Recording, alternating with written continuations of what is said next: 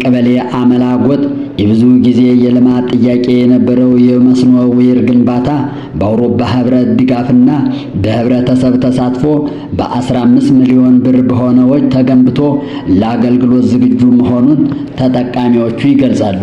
ወደ 135 የማህበረሰብ ነዋሪዎች አሉ የተጠቃሚዎች እዛ ውስጥ ቤተሰቦቻቸው 5 6 እስከ 7 እስከ 8 የሆኑ ተጠቃሚዎች አሉና እነዚህ ተጠቃሚዎች ለብዙ ጊዜ ጥያቄ ሲጠይቁ የነበረ አሁን በዚህ ጊዜ በ2018 ሚያዝያ 19 ቀን ተጀምሮ አሁን እስከ ነሐሴ 5 እና 4 ድከት የተጠናቀቀ ፕሮጀክት ነውና ለወደፊቱ ምን ምስጋና ይዘን ይህን ደስታ ይዘን እኛ ለወደፊቱ ጥሩ አገልግሎት ጥሩ ጥቅም ተጠቅመን ልጆቻችን መሰረት እንዲኖራቸው ለአካባቢውና ለማህበረሰቡ እንድንጠቅም ገበያው እንዲጠግብ እኛን ከእርዳታ ተላቀን ከችግር ተላቀን ልጆቻችን አስተምረን ለጤናው በሁሉም ዘርፍ ላይ እንደወረዳ እንደዳና ወረዳ አስተዳደር ምክር ቤቱ ልማት በዚህ ዘመን ያጸደቀልን ያመጣልን ተንኪው ብለን እናመሰግናለን። በተለይ እናንጣቸውን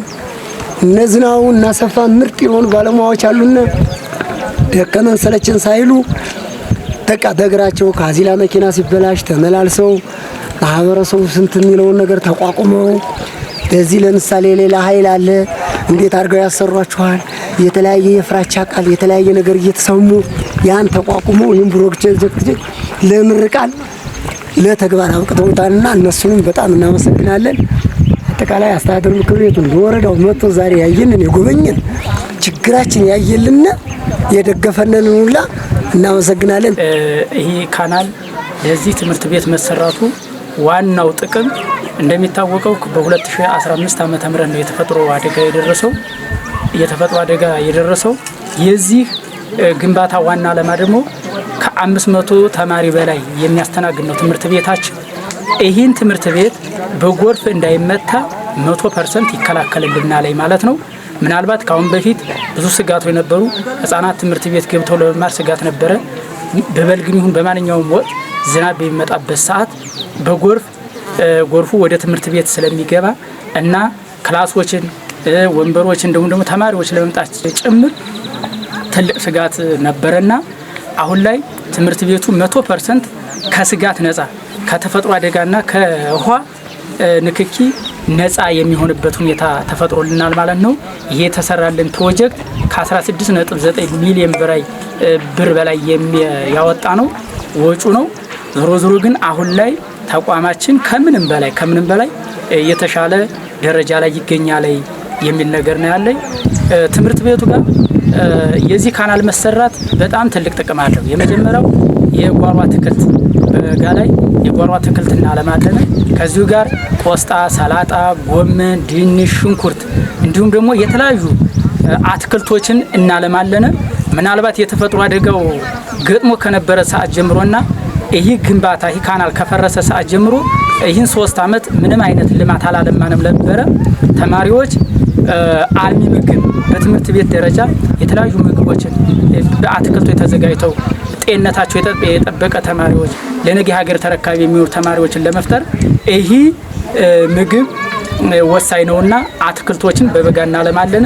ይህ በመሰራቱ ከዛሬ ጀምሮ የተለያዩ አትክልት መደቦችን አዘጋጅተን ወደ ስራ ገብተን ቀጣይ ላይ ፍሮችንም ሌሎች ህብረተሰቡን ማስተባበርን እየተጋገዝን አመርቂ የሆነ ስራ እንሰራለን ብለን እንገምታለን ማለት ነው።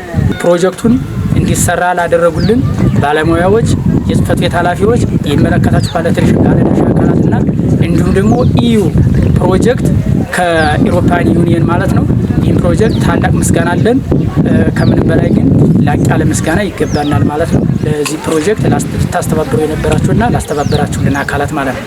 እንግዲህ የአመላ መስኖ ፕሮጀክት መጀመሪያ ዓላማ አድርጎ የተነሳው ሁለት ነገሮችን ነው። የመጀመሪያው የምናየው የትምህርት ቤት የማዳን ስራ፣ ሁለተኛው ደግሞ በዚህ መስኖ ሲጠቀሙ የነበሩ ግን አገልግሎታቸው አቁሞ የነበሩ ወደ 130 አባወራዎች አሉ። 130 አባወራዎች አሉ። እነሱን ተጠቃሚ ማድረግ ነው። በዚህ 130 አባወራዎች ደግሞ ወደ 34 ሄክታር የሚለማ መሬት አለ። እነዚህን ሁለቱን ተግባራዊ ማድረግ ነው የነበረን ዓላማ። ስለዚህ ይህን ፕሮጀክት እንግዲህ እዚህ ደረጃ እንዲደርስ 3 አካላት ድርሻ ነበራቸው ማለት ነው። የመጀመሪያው የአውሮፓ ህብረት ነው። የአውሮፓ ህብረት ለዚህ መስኖና ለሶስት የምንጭ ወይም የመጠጥ ውሃ ተቋማት 16,913,460 ብር ድጋፍ አድርጎልናል።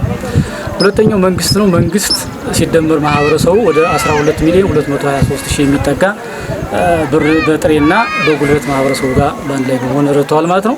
ስለዚህ ይህን ፕሮጀክት አሁን በደረሰበት ደረጃ እንዲደርስ እነዚህ አካላት ይህን ነገር አድርገዋል። ከዚህ በኋላ ደግሞ ማህበረሰቡ ቀጣይነት ኑሮት የተሻለ ገቢ እንዲያገኝ ማህበረሰቡ ከዚህ ማህበረሰብም ተጨማሪ እንደ ገበያ ማዕከል ሆኖ አርሶ አደሩ በቅርብ ነገሮችን ሁሉ አትክልቶችን ምኖችን እየሸጠ ገቢ እንዲያገኝ ነው የምናሳስበው። ሁለተኛ ማህበረሰቡ ይህን ተቋም እየተንከባከበ ለቀጣይ ትውልድ እንዲያስተላልፈው ነው መልእክታችን የምናስተላልፈው።